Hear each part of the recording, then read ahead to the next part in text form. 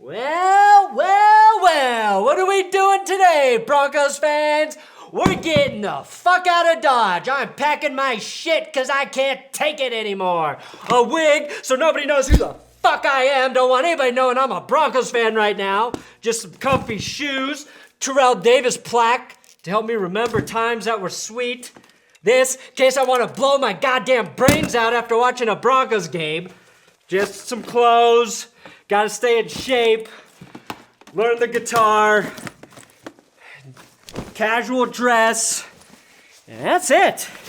After this loss, the 2-minute disaster, that I can't coach worth the fucking shit at the final minutes of the game, Broncos country's done, ladies and gentlemen. We are done.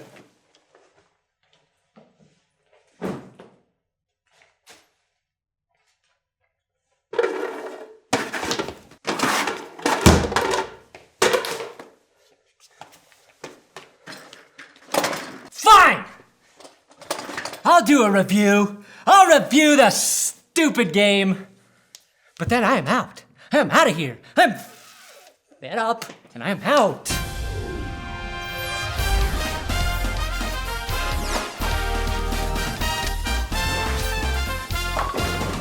Yes, welcome. Welcome to That's Good Sports. I'm Brandon. I too play really hard, but can't seem to get out of my own fucking way to taste real success. Perna. The Texans do defeat the Broncos 19-17. In another game, the Broncos screwed themselves out of a victory. But first, please subscribe to this YouTube channel. And to ease the pain of this loss, let me remind you, this channel is sponsored by Manscaped. And this is my promo I made for them. What is man's greatest fear? Commitment? No. It's sharp objects close to his genitals. And that's why I've partnered with Manscaped as a sponsor of this show. Manscaped.com is the only men's brand dedicated to below-the-waist grooming and hygiene. You know what they say, the shorter the bushes, the bigger the tree looks. The Manscaped trimmers have been designed by aerospace engineers to guarantee they will not nick or cut your man parts when you're trimming. That is literally the most important thing aerospace engineers have ever done. This is me getting my chest hair under control. Look at the before and after. Perfect. And my nipples were not harmed because of the Manscaped skin-safe technology. With the amount of body hair I have, there's never been a product I have been more qualified to discuss than Manscaped.com's trimmers. Use my promo code SPORT20 for 20% off your order, plus a free gift, plus free shipping. SPORT20, link in the description, manscaped.com, do it. Okay, what happened in this game? What happened? Why did it end so badly? With 43 seconds left in the game, the Broncos throw a 5 and in to Jeff Heuerman, which is fine because he picks up 5 as a 5 and in does. But then they basically deploy the offensive strategy of giving the fuck up. There was no urgency to get down the field any further to help their kicker have a real chance to win the game. Instead, after that completion to Heuerman, the team huddles up and wastes 20 seconds to hand off the football and just accept a 51-yard game-winning field goal attempt. Like, why do you not have 2 plays called here? Why are 2 plays not called here? Execute play 1, then get back to the line and we do this play. It is mind-boggling. That last minute of the game was horrible. That's on Vance Joseph, Bill Musgrave, and Case Keenum for not owning the moment. Peyton Manning, with 35 seconds, 2 downs to spare, and a timeout in his pocket, could rebuild fucking Chernobyl. And you settle with a 5-yard pickup? You're coaching for your job, Vance, and you play it safe? You coach without any fucking balls? I am floored. Floored by this, and I shouldn't be, because this is the new normal for Broncos games. But seeing this team, these players who played their asses off to have a chance in this game get robbed of a victory because the coaching staff settles for a 50-yard attempt to win the game makes me sick to my stomach. And if it's not that, it's the 2-week-old chicken wings I had for lunch. Something is definitely wrong on my insides. No good coach or quarterback worth a damn on second down with 35 seconds believes a 50-yard kick is good enough. That mentality will get you killed in the NFL. Well, okay, fired. The saddest part of this loss is that poor Jeff Heuerman was robbed. Robbed, I tell you, of a Big Dick Player Award. It would have been his first. And I'm not sure he'll ever recover knowing he had a big dick in his hands and Vance just pulled and pulled and pulled and pulled until that dick award exploded, leaving a mess all over Broncos country.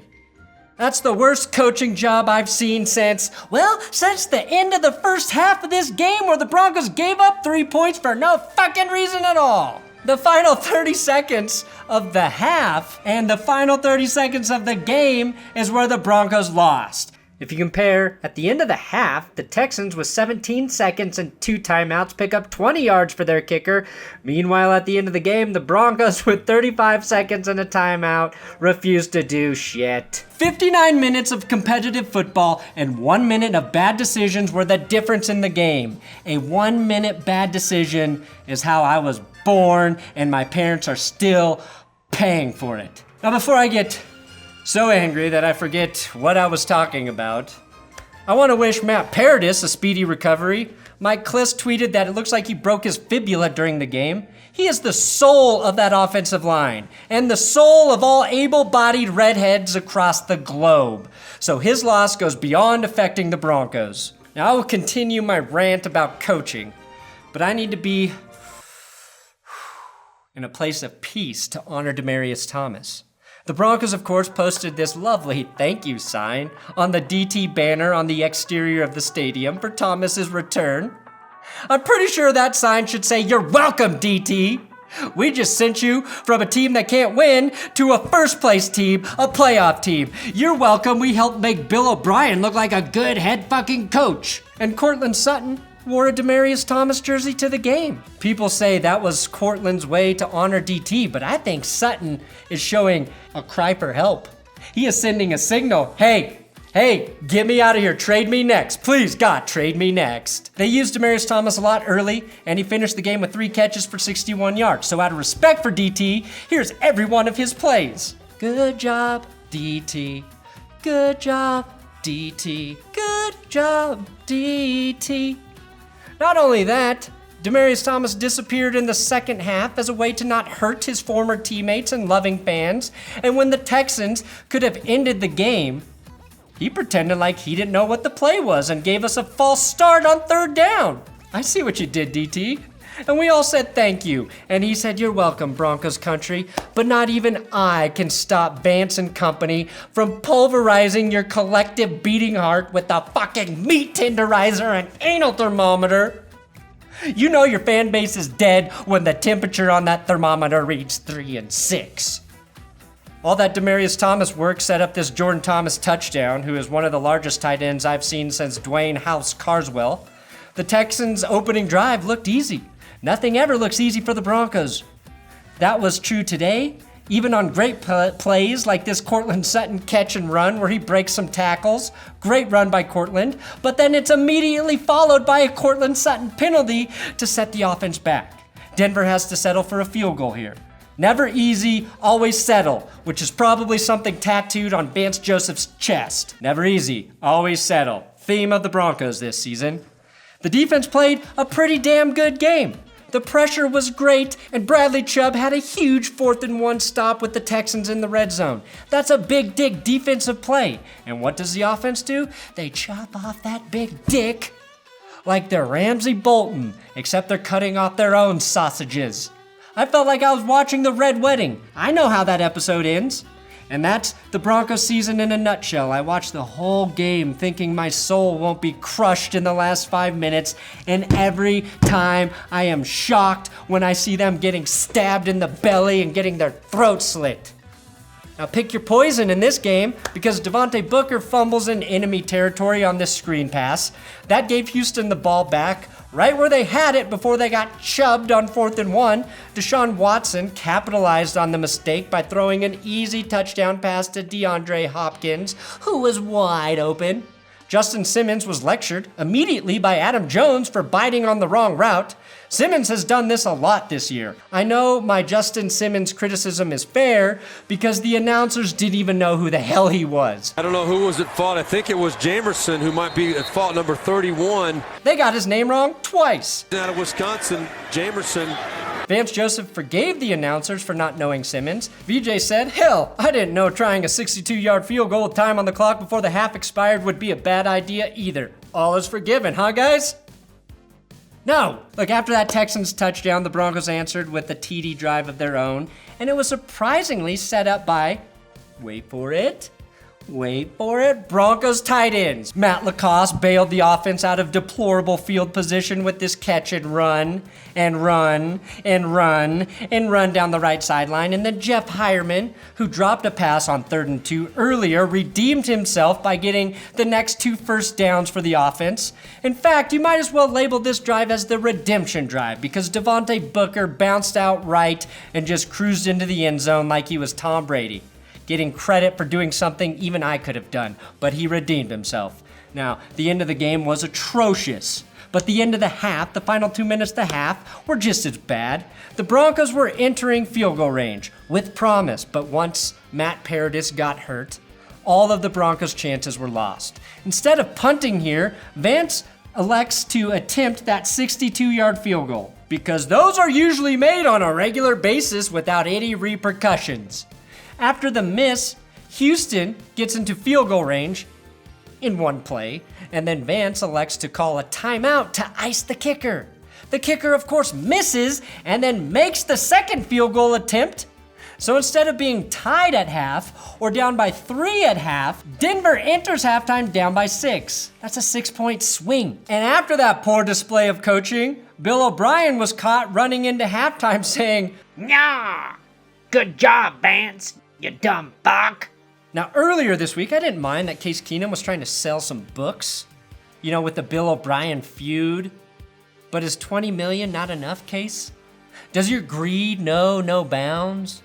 How much do you get for yelling out Panda Express during the game? Cheers. On Express! Yes, Panda Express is delicious, but not even Peyton Manning changed his audibles to Papa John's, and he would sell anything. Cheers. On Express! This is why you'll never be elite, Keenum. Your heart is filled with greed, and your eyes are filled with dollar signs, which makes it really, really hard to read a defense or keep fighting for extra yards at the end of the game. Halftime. So many great Broncos plays were wasted. I won't get to show them because I can't waste my fucking time doing it. As usual, Phillip Lindsay played well, especially in the clutch. Cortland Sutton had a couple key plays, and Jeff Heuerman, his leading man performance was all for nothing. 10 catches, 83 yards, and a TD. Can you take me higher, man? Jeff. Case Keenum made 2 of his biggest, dickiest throws of the year in this game. This throw is Peyton Manning-esque, in that Keenum fires this ball well before Heuerman finishes his route and threads it in between good coverage. That gave Denver a 17-16 lead. How good was that TD? So good, Keenum did it while Merciless was... Merciless coming right in his face. How do I not address this? What's more impressive than throwing a football when a man is mercilessly coming in your face? Merciless coming right in his face. Whether it's wanted or not, I have a ton of respect for any man being able to accomplish anything while another man is Coming right in his face. I'd give Case Keenum props for successfully pouring a glass of water with another man. Coming right in his face. No amount of merciless coming could stop the Texans from taking back the lead with the field goal, though. Denver got the ball on the 10-yard line with around 3 minutes left in the game because Adam Jones catches it on the 5 for some reason. That's 15 yards down the fucking drain because it could have been a touchback. However, Jeff Heuerman had a few key conversions on this final drive, only to see them negated by back-to-back offensive line penalties, pushing the Broncos into a 1st and 25. Between that and Adam Jones, there's 30 yards gone. Hope was not lost, though, because Case Keenum pulled this shit-covered rabbit out of his ass and fires a laser to Emmanuel Sanders while getting blasted. But I ask you, why? Why did I let this play let me believe? We know what comes next. It's the goddamn Red Wedding. We are living in a football Groundhog Day. After the game at the podium, Case Keenum was asked if he thought they did enough at the end of the game, and he said, "Yeah, I knew Brandon was gonna make it. I still know he's gonna make it." Do you, Case? He missed it, by the way, in case you thought he did make it. I thought Keenum made some big dick throws in this game, especially to get the team in position to win. But settling like he did, believing they did enough there at the end is 100% wrong. It's that mentality. It's the exact reason he's not good enough to lead this team for many years to come, or any team for that matter.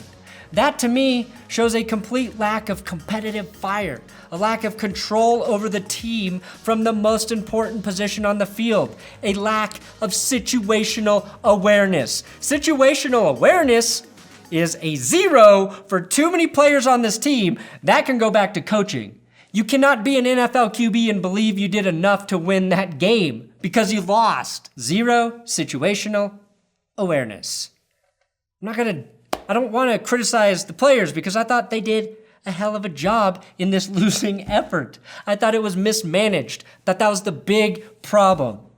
I was losing my mind when they huddled up and just fucked off for 20 seconds at the end of the game. You would never see Tom Brady, Aaron Rodgers, or Ben Roethlisberger do that shit. Every great QB keeps going to give their team the best chance to win, and they know that's the right thing to do because they've been coached to do that. When you have that time, you take advantage of it. Vance, Billy, and Case did not give the team the best chance to win. And I haven't even said that McManus should have made a 50-yard field goal. He should have. No excuse for that. But instead of trying to make his job easier, he watched his quarterback and his coaches say, 50 yards on a cold night. We've done our part, which is lose ourselves another winnable game. What's going to happen during this bye week? I don't freaking know, man. But before this game couldn't have ended any worse for Vance Joseph. Before this game, I would have said, don't fire him till the end of the season, because it serves no purpose. Now, I am so upset because of this loss, because I thought they were going to do it. And that coaching was an issue, that I don't really give a shit. So we'll see what happens. I'll make a video when it does. Thanks for watching another episode of That's Good Sports. Please subscribe here on YouTube.